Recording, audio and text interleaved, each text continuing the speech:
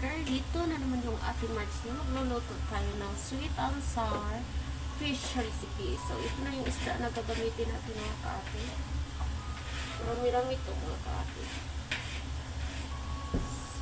So, ihiwa lang natin siya.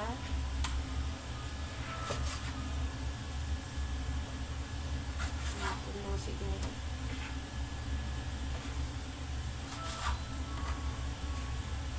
So, ihiwa lang siya natin ng ganito kalaki.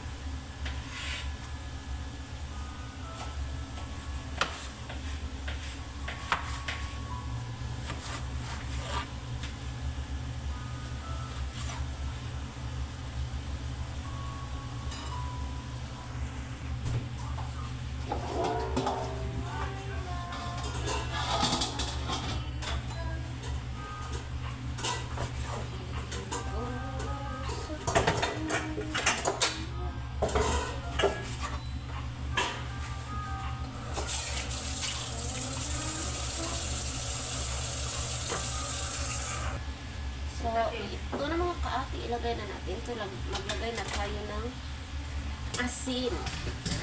Ang dami pa naman ito mga kaati.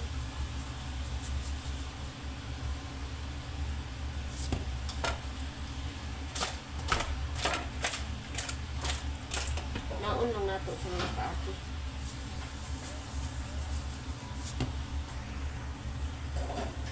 Mag-add tayo ng black pepper.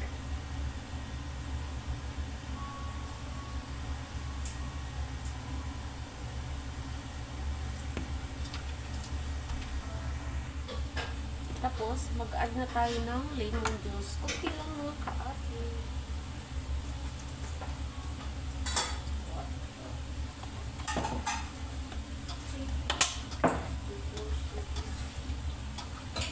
Keep aside lang natin itong mga kaati. Tapos, mag-prepare na tayo ng harina.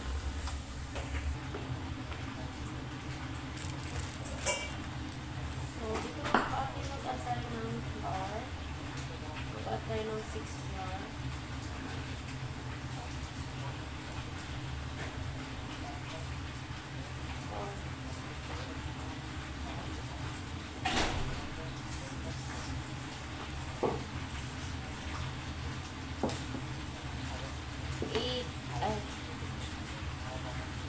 So, nag-add tayo ng 9 flour. Mag-add tayo ng corn flour.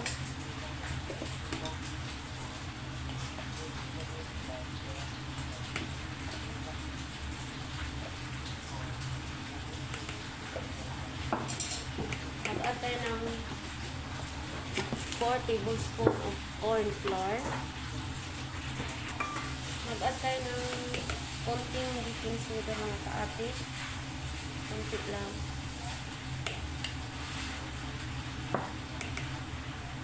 Mix lang natin.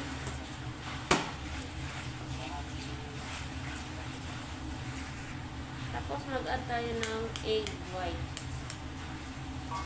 Mag-add tayo ng 4 na egg white.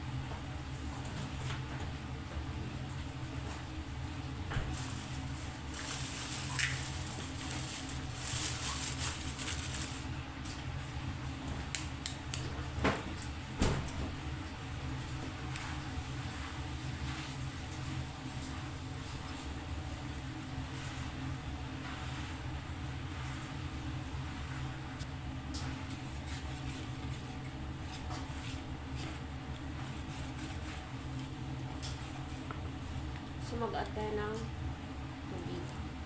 Tubig itong kati. Hindi to ano, soke. Soke. Char.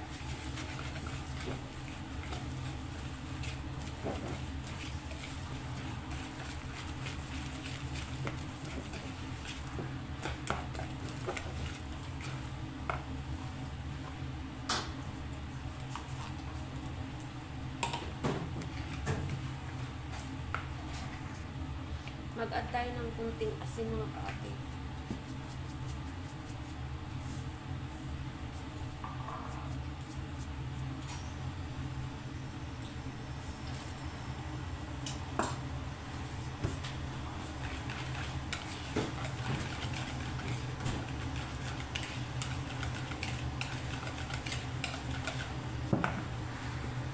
Nandito na yung isda natin mga kaate. Kanina pa to, naka-ano na to, naka-marinate. Dalatik.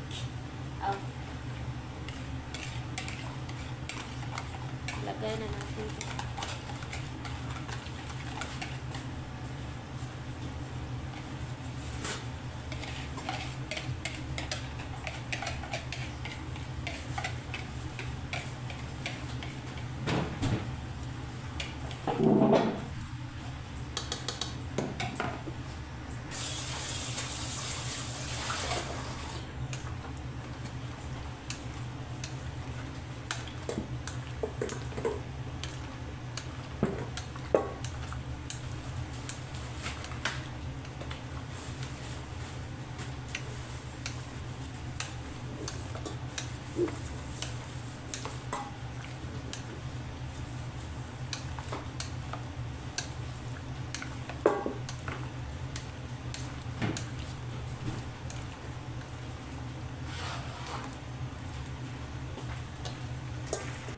So mga kaate, handa na yung oil natin. Atin nang lutuin ang ating fish. Sweet and sour fish recipe.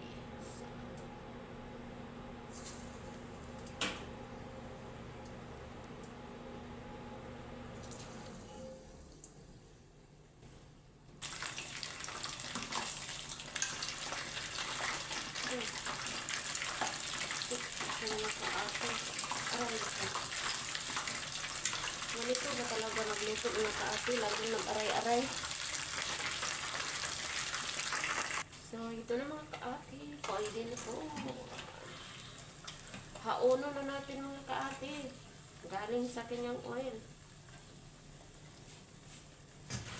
Ano kayong ano-ano dyan? Abay.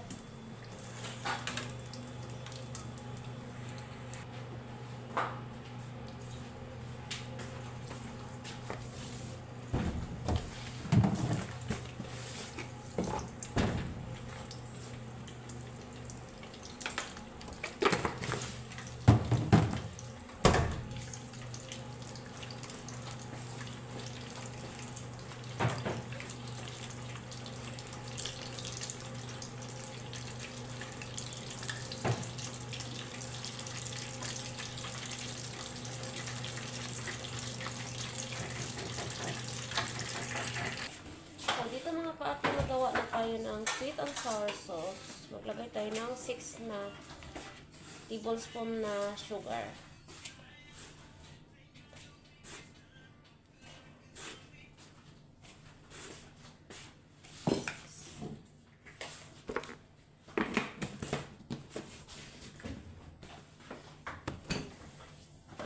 Tapos mag-add tayo ng parang ang tamis na siguro to. Tayo ng ketchup na siyam 9 na tablespoon.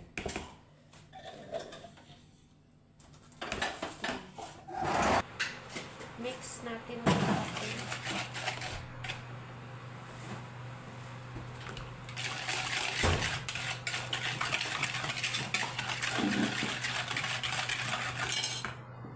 Add tayo ng vinegar. 3 kutsara.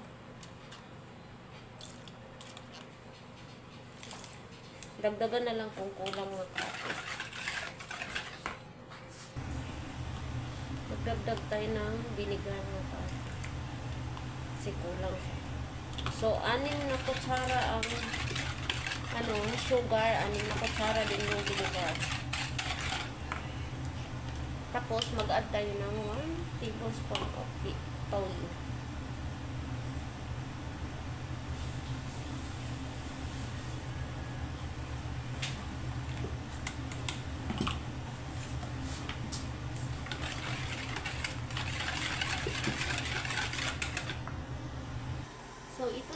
kaate, may oil na ito. Tapos, wala tayong onion at saka garlic kasi may anak silang hindi kumakain ng onion at garlic. Yan. Diretso na tayo sa brown paper.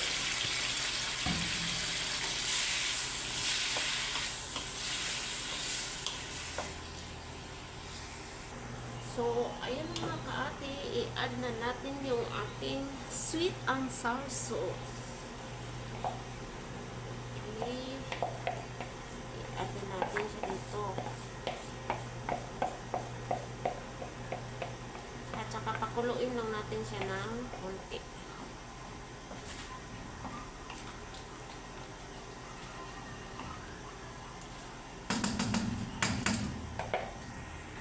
So, ayan, okay na yan mga kaati. I-add na natin ang ating fish. Yung isda natin kanina mga kaati. So, i-add na natin siya dito kasi pwede na ito. Oh. Dami, no? Mukhang marami. Ah.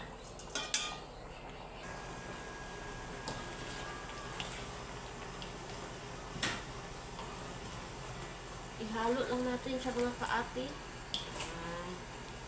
So, oh, masarap.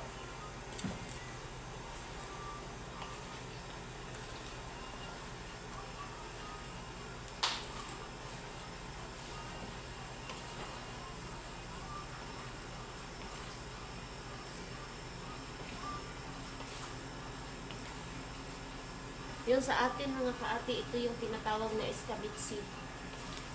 Dahil mayaman, pang sosyalan, yun ang tatawagin na sweet and sour recipe. Kung yung bato. Oh, Kumpara daw sa kumpre ng tao. sa aming mga mahihirap mga kaate, ang tawag dito is escabitsi. Tuyo lang yun. Tapos sa mga mayayaman, tinatawag to na sweet and sour recipe, yung pang sosyalan, o diba? Anong lamang? Ketchup. Lamang lang yun sa kanila kasi pag mayaman, ang lamang nila sa ating sa aming mga mahihirap ay ketchup lang, ganon. Yung mga mahihirap hindi hindi na magbili ng ketchup, kaya yung binibili na lang, tuyo na lang, o diba?